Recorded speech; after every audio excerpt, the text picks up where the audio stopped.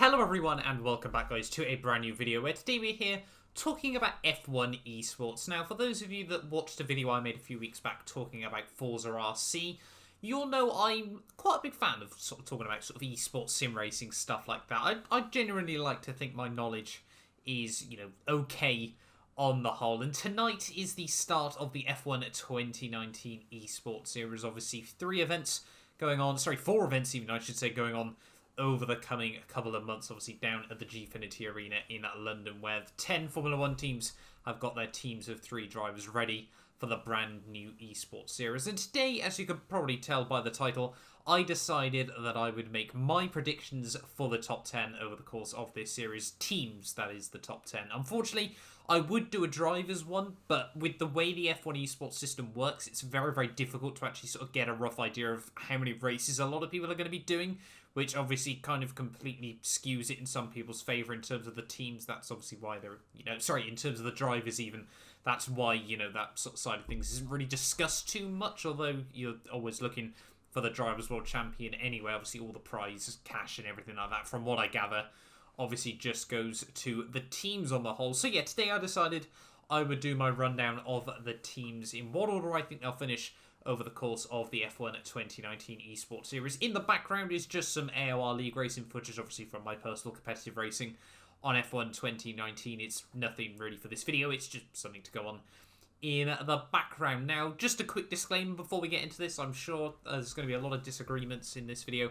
A lot of people aren't quite going to see eye to eye with me, and it is difficult to judge to a certain degree, where everyone is going to slot into place, because obviously no one really gives you any information about it. You've sort of just got to base it off gut instinct as well as sort of just a general knowledge and just, the sort of the small snippets you see on things like Twitter and everything like that, and base it off previous experience and stuff like that. So I'm sure there will be some of these that will end up being wrong, but I'm also, hopefully, you guys can sort of understand where I'm coming from as well. So yeah, we'll start off them down in 10th place. And yeah, it's really, really difficult to call most of these teams. It seems crazy to a certain degree. Last year there were a couple of, at least in my personal opinion, clear-cut teams that I just didn't think really stood a chance. This time around, yeah, it is much, much more difficult to judge at the end of the day. I honestly believe every team has got probably, really, really strong drivers. Inside obviously 30 drivers overall, 10 teams even of 3. I'd argue that each team's probably got at least one driver in the top 15 overall. That's just how close it really is this year. And yeah, it'll come down to a lot of behind the scenes and stuff that personally, obviously, I'm not aware of and everything like that. But yeah, let's kick this off then.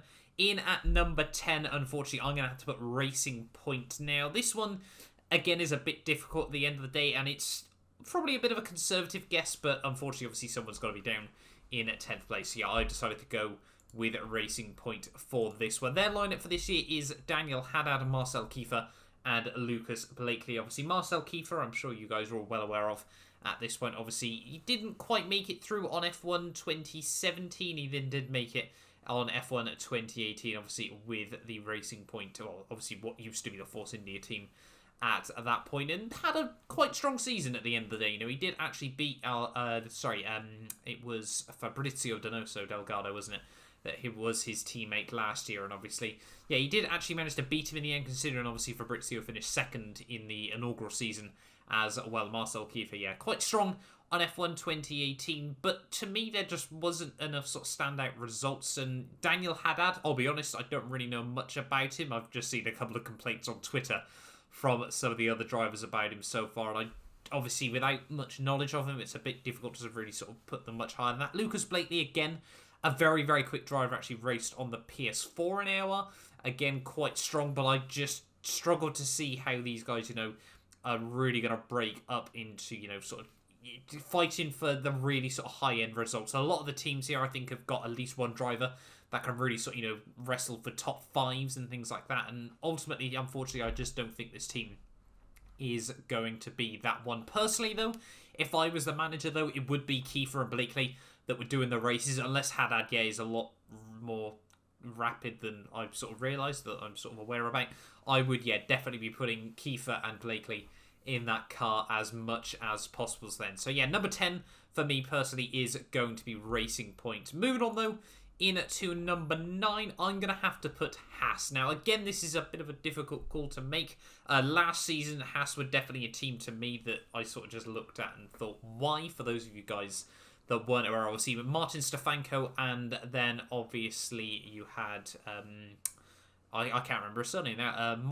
Magic Michael was obviously his gamer tag and everything like that. Schmidl, that's the one.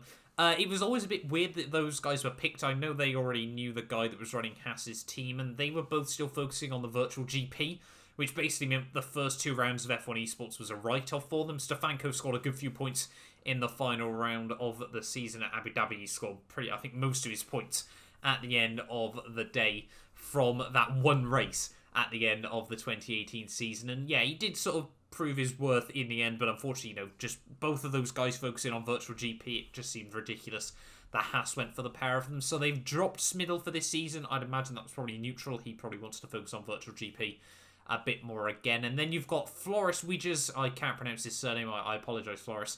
And also Jan Fehler as well. Now, obviously, Floris has raced on the AOR PS4 side of things for a good couple of years now. I'm aware of him, everything like that. He did also, fun story, he actually beat me at the Belgian Grand Prix on F1 2018, when, obviously they do their fan zone stuff. I actually did go on that. I made the top 10, but Floris, he actually did win that event as well there. So a bit of a side trophy for him as well, I'm sure there. But yeah, he's obviously very, very quick. And for me personally, again, Floris, yeah, very, very quick guy. Jan Fehler, again, a very, very quick guy. Actually races...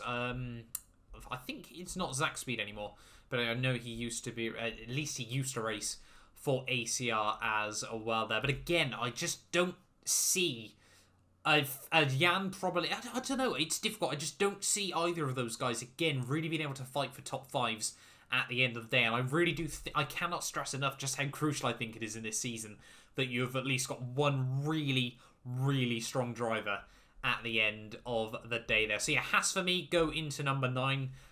Yeah, just a bit of a difficult one at the end of the day for those guys. Again, a bit like Racing Point, I feel like they're going to be trying to get points where they can, not frequently, unfortunately.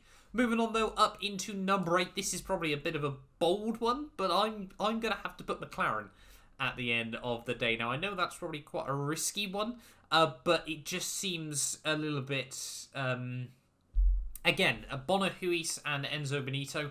Obviously, Bono, the absolute legend from Formula Sim Racing, everything like that. He had a fairly good end to last year's F1 Esports. Again, I remember him doing really, really well at Abu Dhabi. And then Enzo Benito, we didn't see too much of him from the series as well. I know obviously he did a few races, but obviously with Ollie Pakala as well. That was, coming into F1 2018, a really, really stacked lineup. And then just, unfortunately, a few issues here and there. And obviously with F1, although it's certainly fairly simcade is a word that I hate using, but it is at the end of the day. Those guys struggled a little bit more, and it did take them quite a while to really sort of adapt to it at the end of the day. And I wonder, obviously, with just other things going on, how much they've been able to put in. McLaren, though, is definitely one that I feel could completely ruin this and, yeah, make me look like a complete idiot as well. They're only... I would 12 months ago have called their sort of saviour for this series is Alain van der Waal as well. But, I mean, nowadays, I think he spends a lot more time on iRacing rather than the F1 games as well. Still very, very quick. Obviously, used to race on the Xbox One side of things, was Flying Finn's main rival. I commentated over some of their Titanic battles. I'll never forget URC Hungary. The argument after that race, yeah, was certainly an interesting one at the end of the day. But yeah, I think just he doesn't obviously spend as much time on these games now as I think he used to. And yeah, unfortunately, I think that they're, again, just going to struggle a little bit. I do think they're definitely, a bit better than the two teams behind them, but I wonder how much of that is based on other sim success rather than F1 2019, because, it is a very, very unique experience to anything else that you really get at the moment. So yeah, number 8 then, for me personally, is going to be McLaren. Then we move up into number 7, and I hate having to put these guys here because I really do like them, but I'm going to have to put Williams, unfortunately, at the end of the day. Alvaro Caraton, Tino Nalcrain, and Isaac Rice, obviously. Tino and Isaac I get on with really well, and I hate to do this to you boys, I'm sorry. But yeah, again, it really does go to show just how close this season, personally, I think it is going to be there. And yeah, unfortunately, again, Tino did a really, really good... I remember Australia last season. Obviously, he had a really, really good first race, and then I don't think actually scored many more points. I think he scored more points at Australia than he did through the rest of the season. Whether that was through bad luck and other things as well, it probably doesn't help at the end of the day. But yeah, really just unfortunate for those guys as well. Alvaro Caraton, though, obviously once again a very, very quick driver as well. But yeah, it really does go to show. I think, honestly, from 8th, from really McLaren, all the way up to, I'm going to say 3rd for me is so close and unpredictable. And honestly, I think Williams could very easily move themselves up the order. You know, if Alvaro, Tino, and Isaac all just have that little bit more pace, even though than we've seen from them in the past. You know, that's certainly easily accomplishable. They're all really good races at the end of the day nonetheless. So yeah, I think if they've just got that tiny bit more, perhaps I've underestimated them a little bit, I could easily see them, you know, sort of P3, P4 at the end of the day. Then we move up then into P6. Now this one again is a bit of a risky one. I'm going to go with Renault. Now this one's a little bit interesting. The next, I think, 3 I've got on my list actually are all sort of there for the same sort of reasons, and it's a bit tricky at the end of the day. Renault have obviously got Jarno Opmeer, obviously the former Formula Renault driver, everything like that. Simon Wigang, obviously VSR Simon. I can't remember what team he's with now. Is it still VSR? I don't know. No, it's is it? No, it's Comrade, isn't it? Comrade GG at the end of the day there. And then obviously CRG Evo as well. Obviously Cedric Tom as well, who is long overdue a spot in the F1 Esports series. But I think, if I'm not mistaken, Renault last year did finish last. Yeah, they just didn't really have sort of a lineup that put... It just came across like, yeah, they didn't really get the support that their drivers needed, and it was always going to be an uphill struggle from there. Obviously, they have got JD as well as their coach, and I'm sure he can probably give out some good information to the guys as well. But ultimately, I think they probably know what they're doing just as well. I mean, Evo's just dominated the last 3 years of 4 seasons, 2 years.